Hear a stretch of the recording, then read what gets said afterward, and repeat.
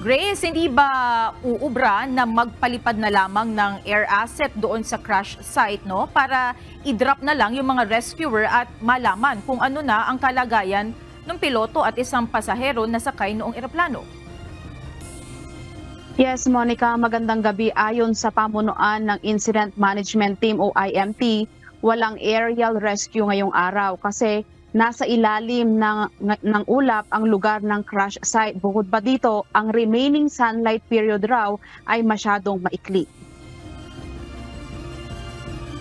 Ayon sa Municipal Disaster Risk Reduction Management Office ng Palanan, Isabela, maaaring abutin pa ng 2 araw o higit pa bago marating ng search and rescue team yung lugar na pinagbagsakan ng cyclone aircraft. Ito ay dahil masyadong matarik ang mga bundok sa may area ng Sierra Madre, kaya't pahirapan bago marating ang crash site. Makalipas ang 6 na araw ng masusing paghanap ay natagpuan na kanina ng search and rescue team ang nawawalang eroplano sa may bulubunduking bahagi ng San Mariano, Isabela. Agad na kumilos ang lahat ng ground rescuers para puntahan ang crash site. Wala pang detalye ang mga otoridad hinggil sa kalagayan ng piloto at ng isang pasaherong sakay nito.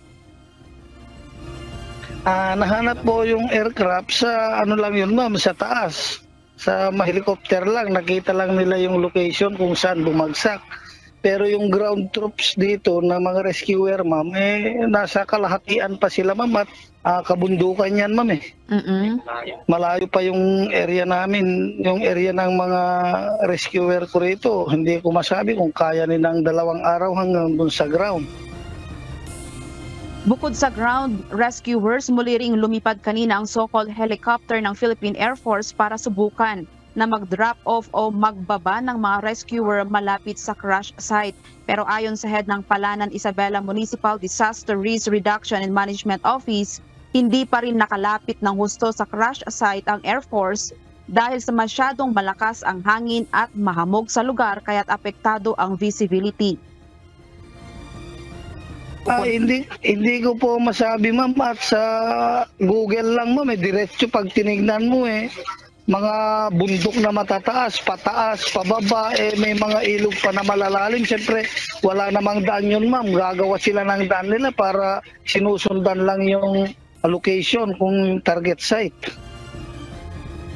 November 13 nang may ulat na nawawalang Piper aircraft na papunta sana ng Palanan, Isabela, subalit hindi na ito nakarating ng kanyang destinasyon. Monica, sa ngayon ay patuloy tayong nakantabay sa magiging development nitong natagpuang eroplano sa may bulubunduking bahagi ng San Mariano, Isabela.